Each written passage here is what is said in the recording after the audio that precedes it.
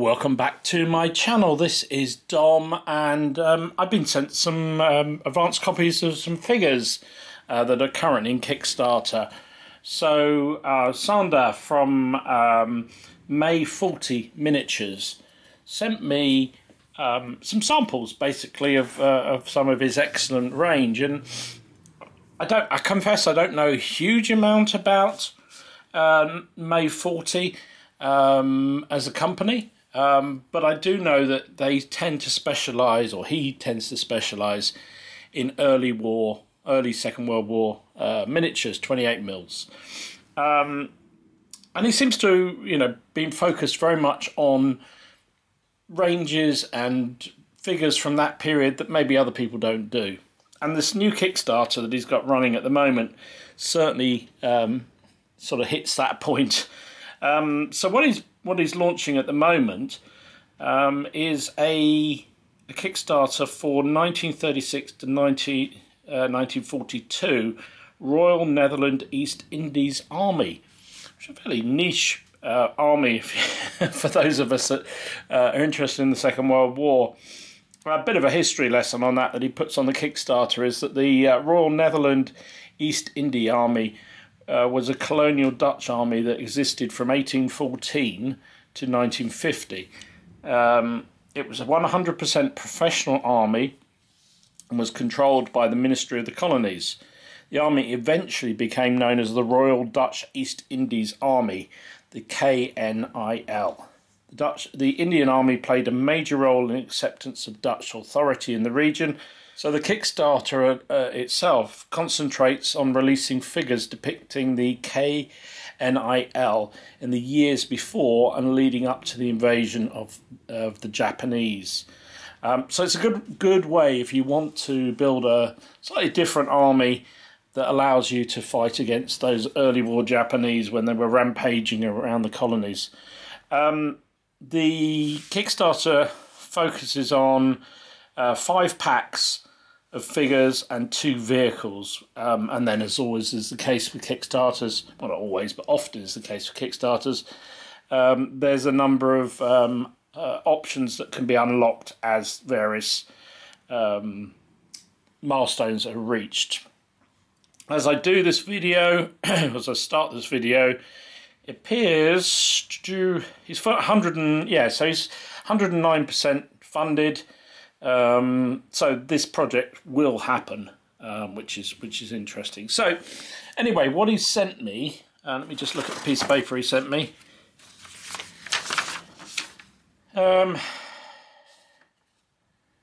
Yeah, so this is figures from the Kickstarter range. So these are these Dutch East Indies Army.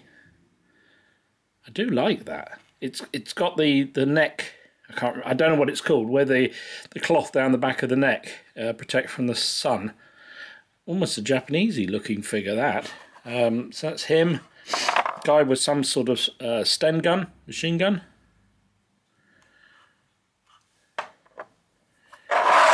An officer with a sword or a machete. I'm not quite sure. Probably a sword by the look of it. Again, I do like the putties on it. I think it's nicely sculpted.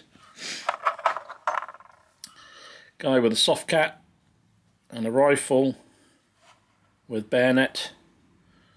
Again, crisp, clean model by the look of it. A little bit of flash, or a little bit of a seam there that will need to be filed down. And this guy looks like it's a LMG. Nice. So some really nice looking figures here. Let's just look at scale. So there's a couple of Warlord plastics. So they scale pretty well by the look of that.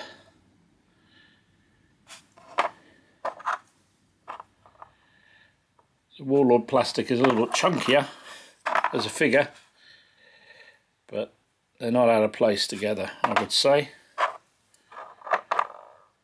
So yeah, they look really nice indeed. He's also sent me some of his Dutch 1940 infantry. These are not released yet, but will go straight to his web store.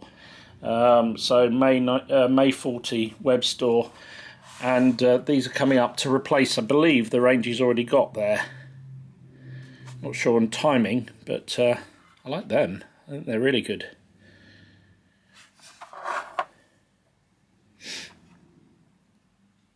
Nice sculpting on the figures. So you got a grenade? Yeah, it's got a grenade. I thought for a minute it was an NCO starting to point, but he's not. He's got a grenade. Well, he could be an NCO, I suppose. Oh, there's the pointy guy. Officers and NCOs always have to point. Those are the rules. Nicely done. This guy I like as well. I like the helmets. They're distinctly Dutch looking helmets. So if you want to do your, an army that you could fight against the early war, Blitzkrieg, early German figures, these ones would do really well. So not only that, but he also, in the sample box he sent me, I'll just bring these over. These are some of his early war SS range. Now, they've been sculpted in such a way that they represent the Waffen SS from the earliest period of the World War II. The jack boots, field grey uniforms with a plantain muster, plane tree, smock, and a helmet cover. Weapons are mostly KAR 98s, MP 28s, ZB 26s, and also rarer MP 38s and MG 34s. It also includes support weapons, command, and a medic apparently. So you can see this one's got the helmet cover on. There's an officer. There's submachine gun.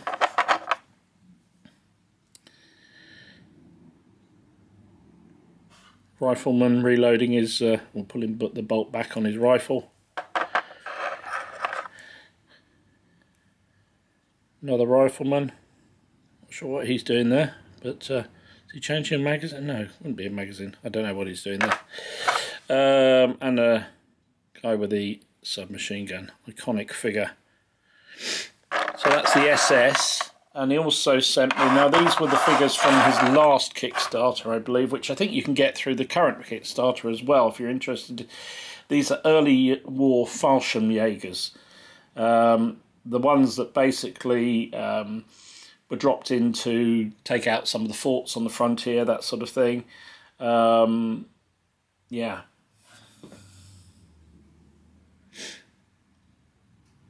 Again, that's slightly different helmet. Boots look good. I like the boots on those. Really good. That's one man. See all the equipment he's hanging from his waist, from around his neck, I guess. Rifleman. Particularly like this guy with his submachine gun. Very good. Another one firing his machine gun. Again, he's got the equipment. Don't know what they're called. I'm not up on it. Gas bags and grenade sacks. Okay. Hanging from his neck, I guess. Looks like they're there. And an officer. Oops. Looks like he's on a radio. Yeah, he's got headphones there, so must be a radio man. So there you go. I think they look really nice. I'm quite impressed with the sculptings. They'll come out, they'll paint up pretty well. So I'm going to have a go at painting up the KNILs, and also I might do the Dutch 1940 figures at the same time. I know nothing about them, so this is going to be a voyage of discovery. So I'll be back when I've had a chance to paint them up. Right, so there you go, all done. Now I have to say the May 40 Facebook page and community have download a paint guide for painting these figures, because I wouldn't have a Scooby-Doo what the Dutch Colonial Troops War. Did a bit of cursory searching around. It doesn't appear to be green. Now, I didn't actually have the colours that they suggested. I just didn't have, so I used something approximated. It may be a bit brighter than I would like, particularly with the highlighting. But I think they've come out all right. The Colonial Troops definitely, Colonial Troops definitely had a sort of greener uniform. And these are painted up really nicely. I mean, I basically did the 10 figures in an evening. I'm quite pleased. There's the guy with his submachine gun. This guy with the LMG.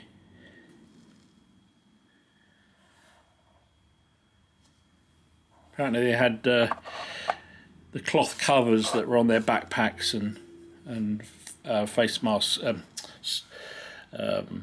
gas masks, etc. were the same colour as the uniform.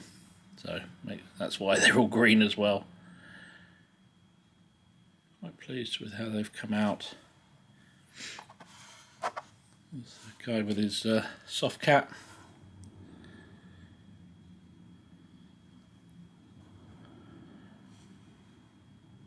So pretty good. You know, I never claimed to be a prize painter, but these have come out quite well. I'm quite happy with them. Not sure what I'm going to use them for, mind. But one day I'll get back into bolt action, but I'm going to need more than just 5 figures for that. So that's those. I also did, as I said, the I guess what you call the Western Front, the Danish infantry. Now, looking up on the webs on Google, other search engines are available. It suggested that they wore a grey uniform, and I did read reference to the fact that A, it wasn't very popular with the troops, but also it's very difficult to get consistency in colour. So I went with sort of a bluey grey initially, and then highlighted it with a lighter grey, and it's again maybe slightly paler than it should be, but I'm going on the fact that they had trouble doing different variations of grey.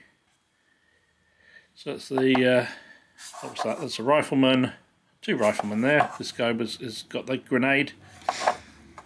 Another guy with a rifle. I'll show you some sharps, do some close-ups after this, for those who are interested. There you go. And then this is an NCO, judging by the stripes on the cuffs. And the fact, obviously, he's pointing. So there you go. All finished. Quite pleased with them. Then, as I said, I think they're nice models. I have to say they were very clean, but then I would hope they would be if they're new models. The moulds haven't had a chance to degrade in any way. They painted up very easily indeed, and I think they're quite effective. I think if you're looking for something very different to fight the Japanese, then particularly in an early war setting, then these this Kickstarter, the KNIL figures would be ideal for you. I think there's even army list suggestions on the Facebook page if you're interested in that as a period. So join that page. I particularly like the early war 1940, I guess you call them Western Front troops, mainly because I think I quite fancy. I've always had a thing about minor nations or smaller nations in wars, and that sort of ticks the box for that. You know, that against early war German army would be quite fun to play out. So I think they're really cool too. So I will at some point maybe get round to doing the SS and the Fallschirmjägers. I'm just, for the purposes of the video, I thought I'd focus on the 2 newest, particularly the Kickstarter. So I hope you liked it. So some pictures coming up in a minute, a bit closer ups. And yeah, hope you enjoyed it. If you did, please give it a like, share, subscribe, do all that good stuff. Let me know if you're interested in this. I think Sander and team, well, Sander himself is to be applauded for doing something different. You know, finding a different army, a different sort of theatre for a period that is well supported with manufacturers. All too often you just see yet another German army, yet another British army. Why not the Dutch? Why not the Norwegians? Why not the X? Anyway, hope you enjoyed it. As I say, this is Dom signing out.